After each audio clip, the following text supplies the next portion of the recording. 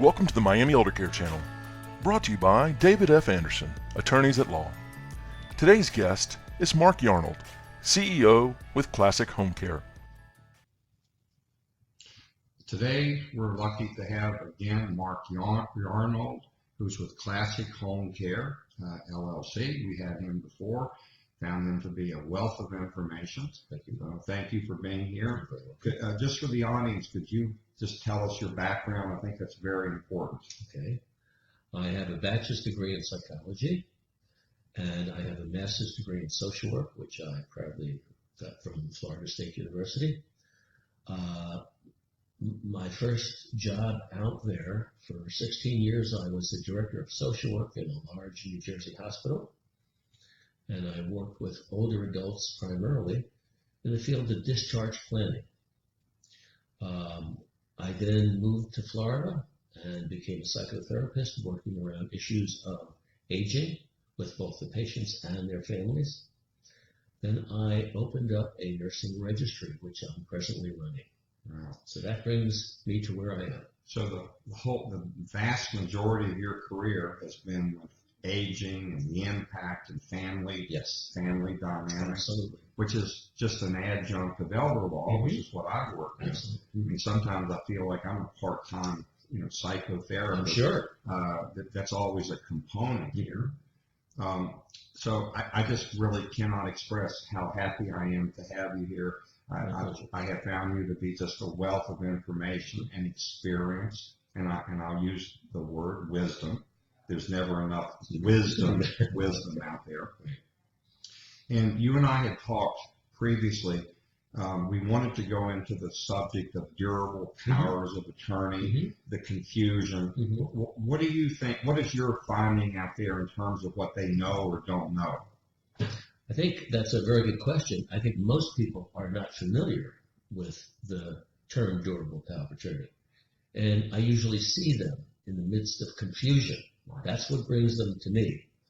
Usually it's after an event happening to a parent or parents, whether it's a fall and the hip is broken, the children get together and attempt to decide on a course of action. And oftentimes they can't decide who's going to make the decision. And they come to me with this issue, and through a process of mediation, I help them decide what's important, what's not important, who are the stronger siblings and who are the weaker siblings, and suggest that they use a process called durable power of attorney. Most often, the first question they ask is, is it a regular power of attorney, the kind that you just go to the bank? And I said, no. This is a separate decision-making process that involves the use of an attorney, and it's a legal document. And that's where I explain what it is, and then I make the referral to the elder law attorney. Let me just back up for 1 minute. You say when they come to you. Under what circumstances do they normally come to you? It's through an informed individual that may be involved in their lives in some capacity. Maybe a relative is a social worker, maybe a relative is an attorney, or someone who had worked in the hospital, someone who might know of the existence of a profession that I'm in. I'm also a geriatric care manager. And I deal with these issues all the time. But oftentimes they're just searching the net and they come across the existence of a social worker, a medical social worker, and they eventually learn the term power of attorney, and they realize that they might be able to receive some help. Do they come to you because a crisis has developed, or do any times do they come to you before that? 90% crisis. Right. This is crisis. Right. With me, it's less than that. Different people will say, hey, I need to talk to you. I would like to prepare, which is always, preferable because the strategic preventive planning gives me more options. Yes. But when it's crisis intervention, then it's like it's crunch time. Well, what are we going to do now? In terms of power of attorney, I agree with you. I find a lot of people are confused they think, well, I signed a power of attorney, or mom signed a power. When did she do it? Well, 10 years ago, she wasn't in town to close a real estate deal. No, that's a regular power of attorney.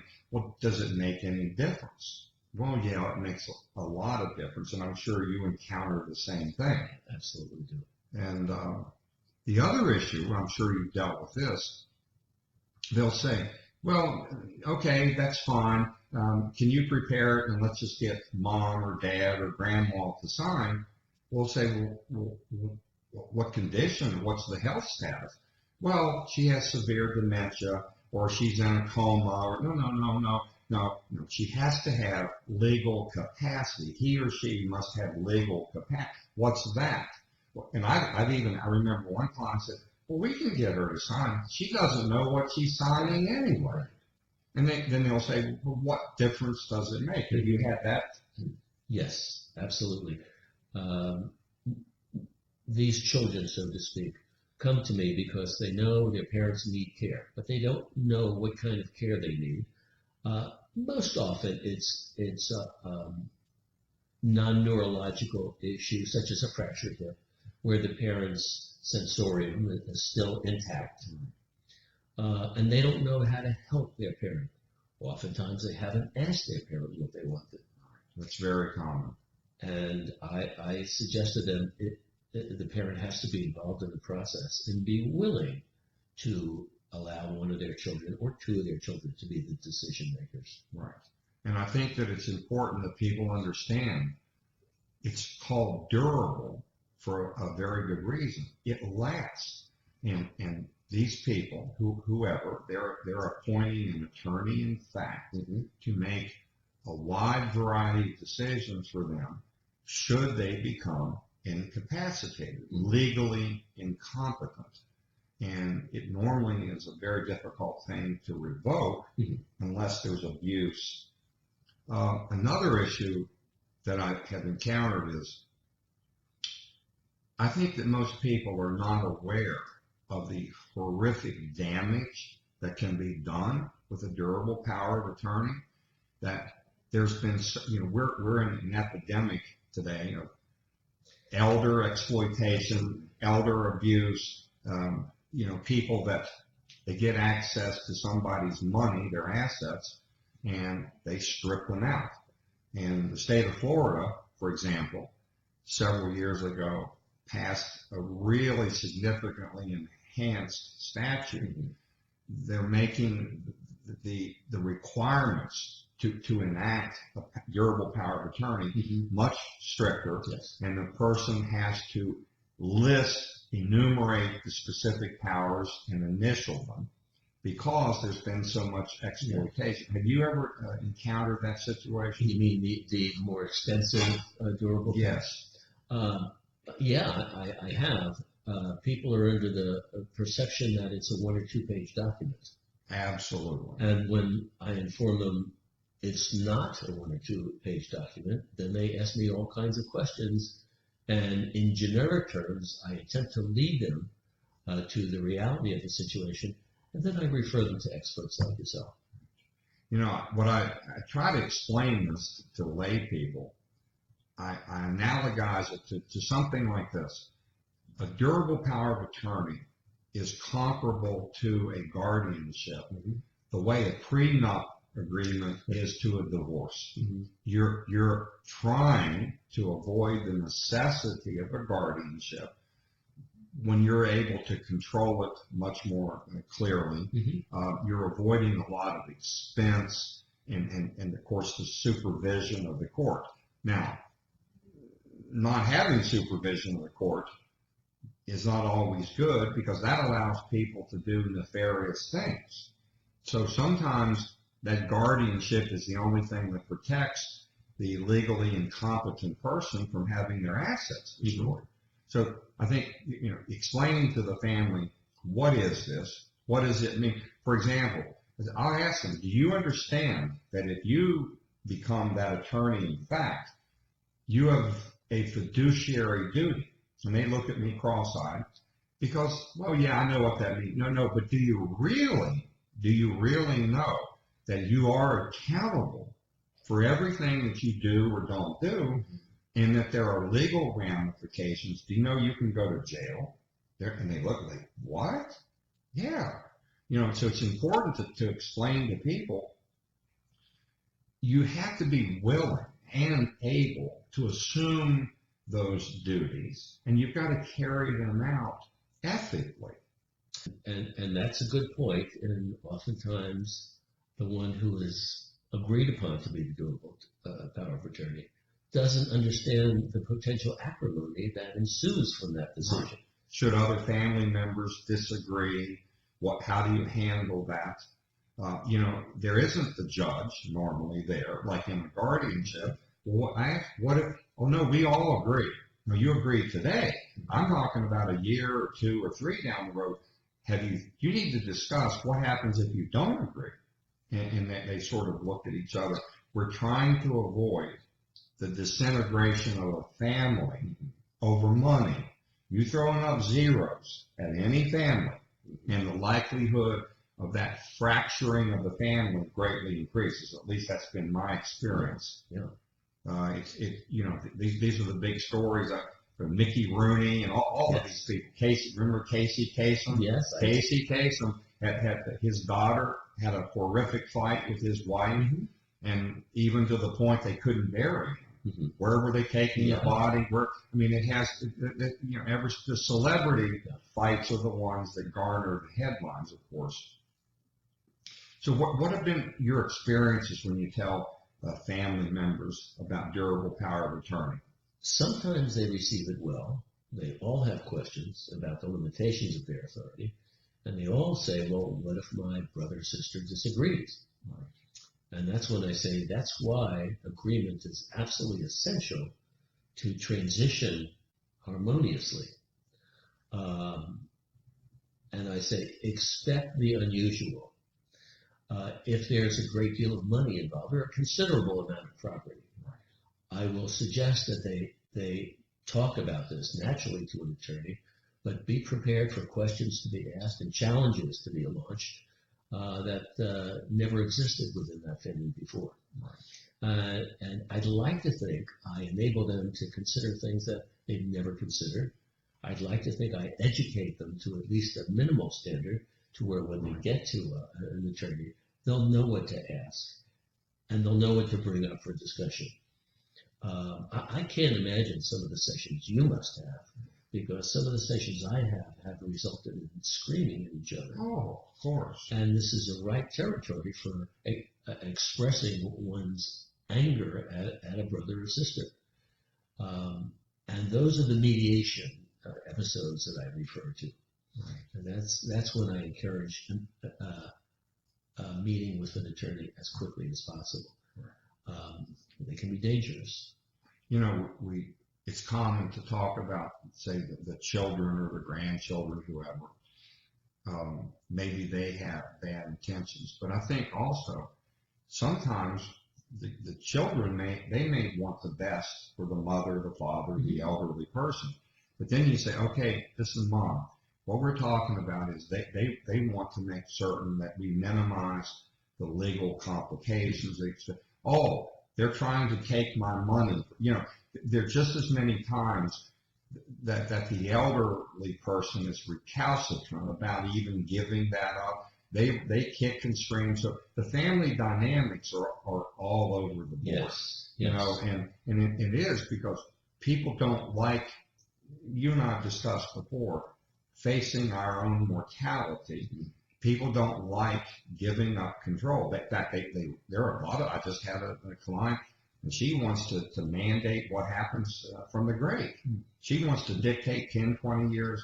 And, it's not really well, if you have enough money, you set up a foundation like the Ford Foundation, Rockefeller Foundation, perhaps. But that for the average client, that's not going to happen. Whatever those trinkets and baubles and goodies and all of that, those things get sold, they get distributed, and that's the way, life and death. But I also have to point out that there are so many families that do get along well. Oh, yeah. It's so nice to see 2 people or 3 people or 4 people agree on who's the best person to take care of the decisions relative to mom and dad. And I would encourage not only attorneys to be involved, but psychotherapists, family therapists, whenever there are troubled individuals in these conversations. Certainly, they're therapeutic issues, and I wouldn't expect an attorney to function as a psychotherapist would. I don't think you'd want to. I certainly wouldn't want to take the responsibility of making legal decisions. I'm certainly not qualified for that. But it's really nice when families can come together, and many do, and there's a good transition. Earlier today, I had the situation, the son called from out of state, and he has a brother and a sister and a mother in a nursing home down here. Mm-hmm. And I try to get into some of these core concepts, maybe of family therapy. And I said, you're going to hear me consistently say, throughout all of this, our focus should be on what's in the best interest of your mother, your mm-hmm. father, mm-hmm. Whoever. But I said, let me throw in something else that you'll hear me say again. One of the things that I try to bring into the play here as an elder law attorney is I don't want to preside over the disintegration of a family. Let's, from the very beginning, try to approach this like adults. Let's do what's in her best interest, but in your all's best interest and the grandchildren. I haven't met your mother yet, but I can promise you the last thing she would want is to see the grandchildren fighting and alienated. Once I throw that in, I think more often than not they'll listen.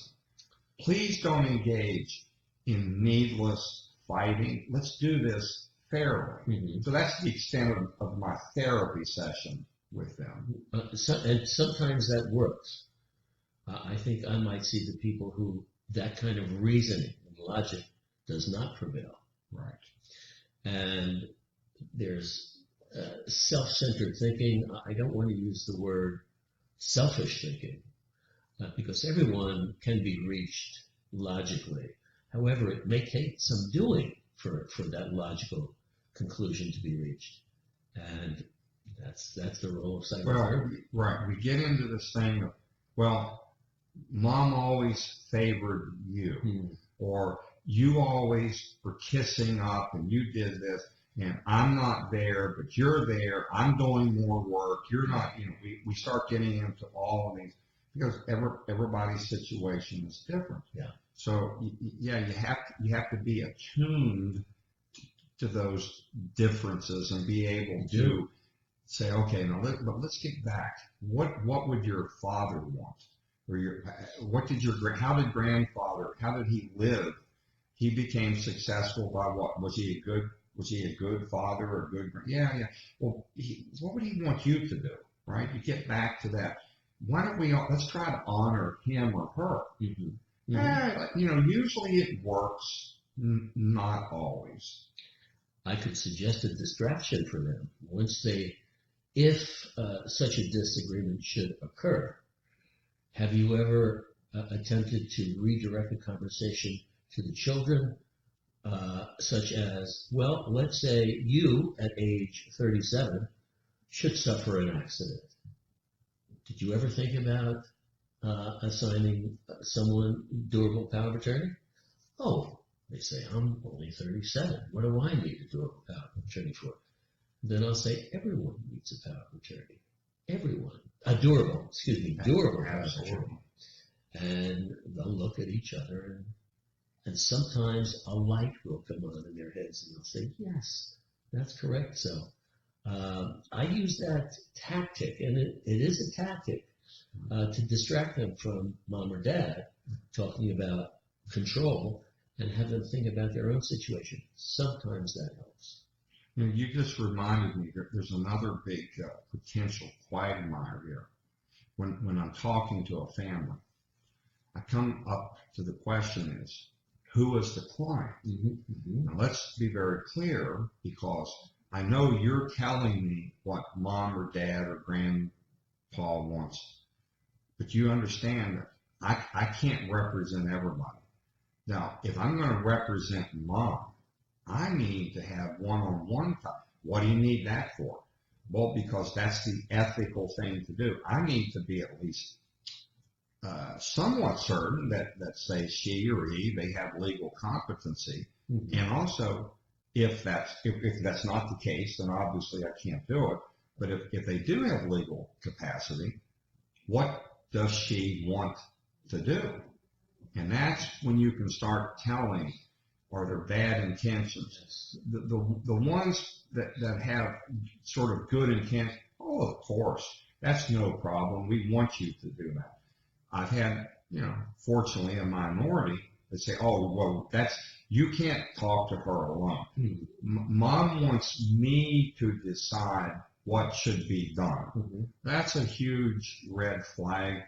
I start becoming very reluctant to draft a durable power of attorney in that circumstance, because what happens is, next thing you know, you're reading about this in the paper that some poor soul has been completely devastated financially. No, it's really an interesting area. It is not to be done like a factory. Mhm. This isn't just producing a document, everybody sign and go on their way. You've got to really bring professionalism into this. You got to reach out, and I've done this multiple times with geriatric care managers. Yes. I've done that with doctors. Mhm. I've had the doctor go visit the person, Yeah. and give me something in writing. What's your evaluation? Do you think, as a treating physician, does that person have legal capacity? You're reading my mind. Oh, I was going to say to you, do you ever feel the need to get a third-party intervention, such as a physician or psychiatrist, to ensure you that a person does not have capacity? The object of the discussion either does or does not have the capacity. I think that certainly elder law attorneys, what we bring to the table is not that we're psychologists or psychiatrists or doctors, we're not. But I think that we're trained at least to ask the question. And I think that what I look for is a certain level, indices of competency. And if there's anything, now, my standard is pretty high, so but it could be lower. Mhm. But that's not my call. But that has to be done by a professional. And the lower it goes, then I say, I want to paper my file to say, no, I reached out to other professionals to find out what is their independent evaluation. Because otherwise, I don't want to be accused of being complicit in having their assets dissipated. Mm-hmm. It's a very, very sad times we're living in that this is happening more and more. Yes, it is. Do you find when you have these meetings that the object, the parent, is there for the first meeting? I find the majority of times, yes.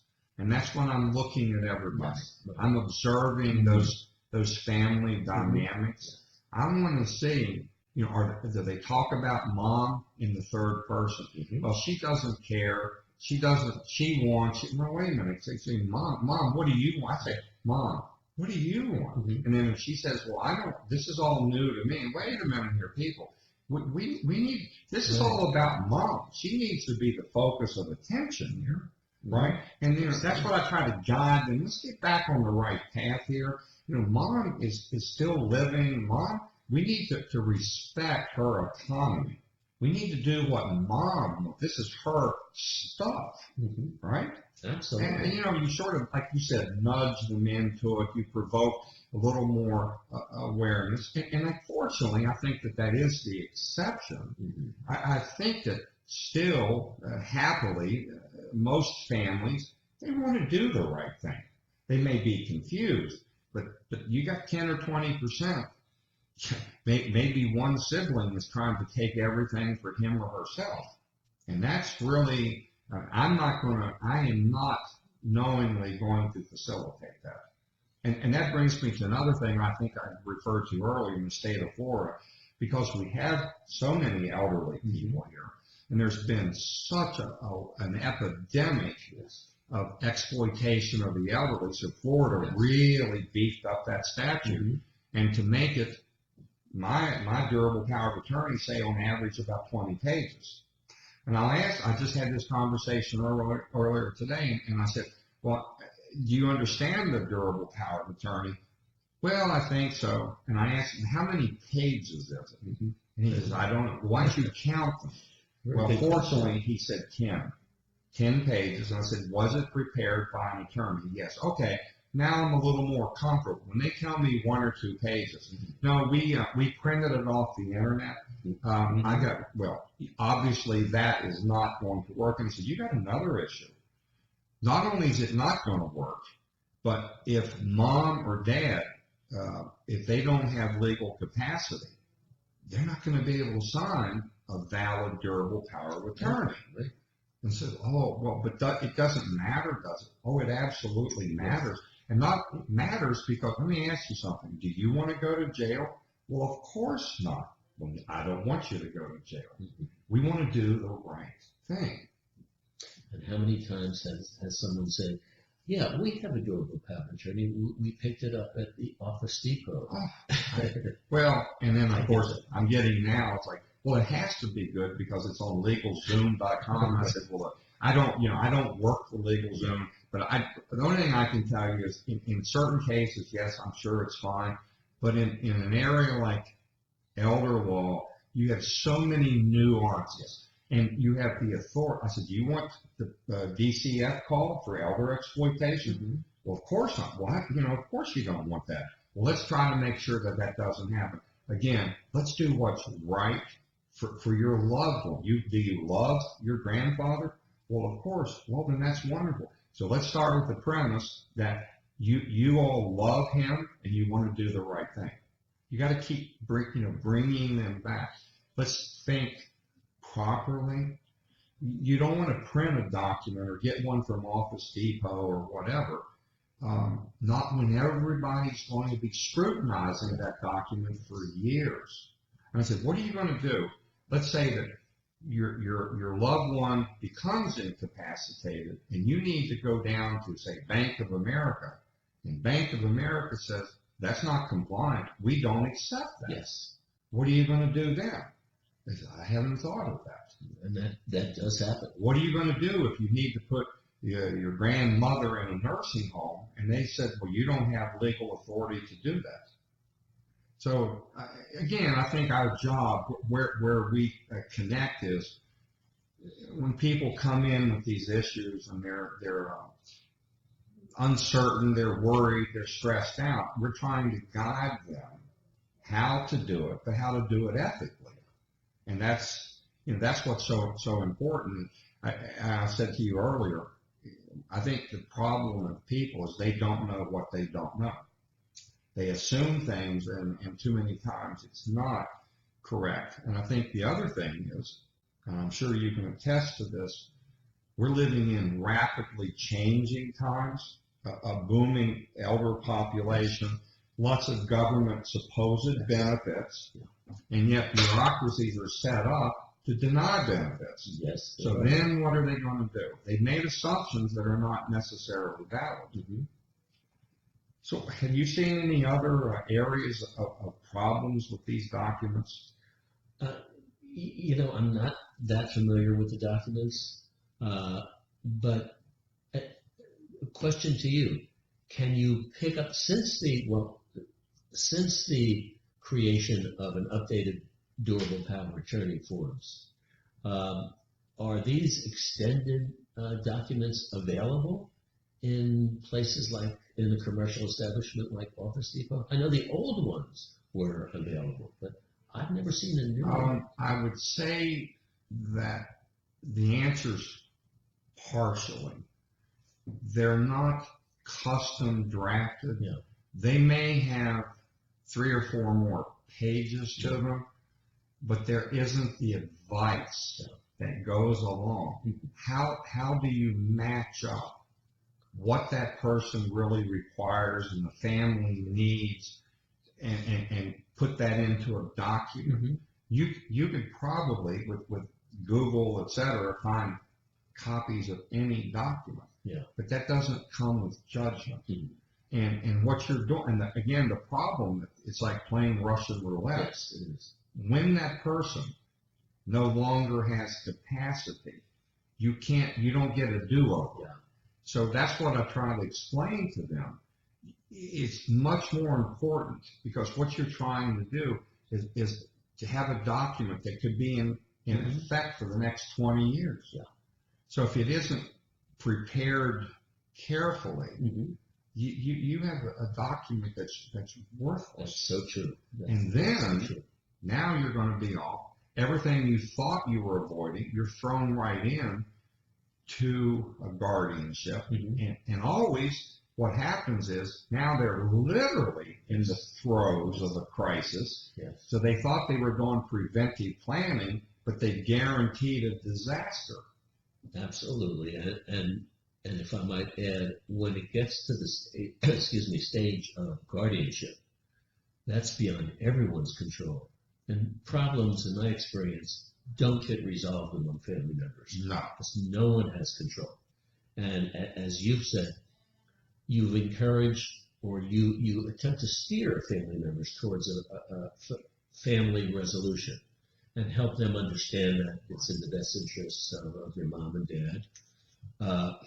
But if there's too much, and I use the word acrimony, if there's just too much acrimony, someone's going to secure the services of an attorney, and it'll eventually fall upon the judge to make a decision. And if the judge sees, and please correct me if I'm wrong, if the judge sees dissension among the family, he or she will say, there's no good problem-solving mechanism here. I'm going to recommend guardianship. And unfortunately, that doesn't solve anything except get the bills paid. But in my experience, families tend to become even more further apart because all of them lose control. You're absolutely right. What will happen, what normally precipitates this is one of the children or grandchildren or a niece hires an attorney to file the petition for guardianship. Now you have to have the committee, and they have 3 different people, professionals have to say, yes, this person's incapacitated. Which they may know that. Here's what they almost never factor in. The court will almost always appoint an attorney ad litem for the alleged incapacitated person. So there's attorney number 2. Now, because there's family fighting, now another member of the family gets another attorney and another. So you're sitting there, and then when all of this, now you got 3, 4, 5 legal meters running. You have the court time, and then if there's too much dispute, then the judge may appoint a professional guardian, then who gets paid a lot of money. Yes. Even sometimes a conservator to be an out, assuming there's enough asset. So now, you warn them, all of this money that mom or granddad or whoever had, it's just draining. So at some point, what's there to fight over? And then poor old, elderly family member, it gets lost in the shuffle, and that's a tragedy. And you see your front line, you see that. I hear the stories, but you see it front line. And you're right. When I mention to families, if no one can agree, a guardian might have to be appointed, and that process will take, you know more than I do, I say a minimum of $3,000. Oh, and that's only the beginning. Probably much more. No, that's only the beginning. And then here's another thing that people don't understand. This isn't just getting a guardianship created. Now you have reporting to the court. There's monitoring of the court. That it goes on as long as that person is alive. And this is what I have to fight with them. You don't understand. This is not optional. If you don't do it, the guardian, they're going to call you in, and they're going. That judge, they can scold you, reprimand you, fine you. They can even put you in jail. Yes. So this is not to be taken lightly. You will be held accountable. And they look at me like, well, that wasn't what I was told. Well, you were told something that was not correct. Right. So it's nice to avoid that when possible. but it's not always possible. That's why I don't envy you guys. Well, Dealing with family issues is no fun. It can be very disturbing to the person who's managing them. well, I think that people like us that deal with this, I can tell you, it's not all negative. I was hired by a daughter, and mom clearly, she had dementia, severe dementia. And so we had to do this, and we had nursing home issues, et cetera. So they appointed an attorney ad litem, and we had the hearing before the judge, who's a wonderful judge, by the way. A lot of them are wonderful people. So here she comes. She's all dressed up, and she's in a wheelchair. So the judge says, "Well, hello, Miss Jones." I says, "I'm fine." Says the judge says, "Miss Jones, you really look beautiful." They said, "Well, thank you." Said, "You know why you're here?" He says, "Yes." He says, "Why is that?" "Because I'm going to a party." I said, "Really? What kind of party?" "No, we're going to have this big," she was Cuban, kind of a big fiesta and all this fun. He says, "Well, who's taking you?" She points to me. Says, "I'm going with my boyfriend." So they said, "Really?" He said, "Mr. Anderson, are you her boyfriend?" I said, "Well, I'm whatever the court wants me to be." He says, "Will you accept official appointment as her boyfriend?" I said, "Yes, Your Honor." Says, "I want you all to go to the party." And then anyway, they took her out. And the judge said, I thought he was wonderful, had a marvelous sense of humor. He goes, "Come here. I want the family to know what a wonderful thing this is, to see a family taking such good care of her, that you guys have made my day." So I think that's kind of what we live for in terms of our reward in this area. I just wish all of the stories ended that way. Me too. Me too. Well, Mark, it's been a pleasure as always. I hope we can have a lot more of these. You bring a wealth of wisdom and experience, and what you have is invaluable to so many people. Thank you very much. And I'm so pleased to be speaking with a person who's so aware of not only the factual legal issues, but the emotional issues. It's nice to talk to someone who appreciates. And that's one of the things about elder law. It's so collegial. Yes. And I get to meet not only the families and help them, but I get to meet wonderful professionals. And that's what's one of the most rewarding things about what I do. I want to thank you from the bottom of my heart. Thank you.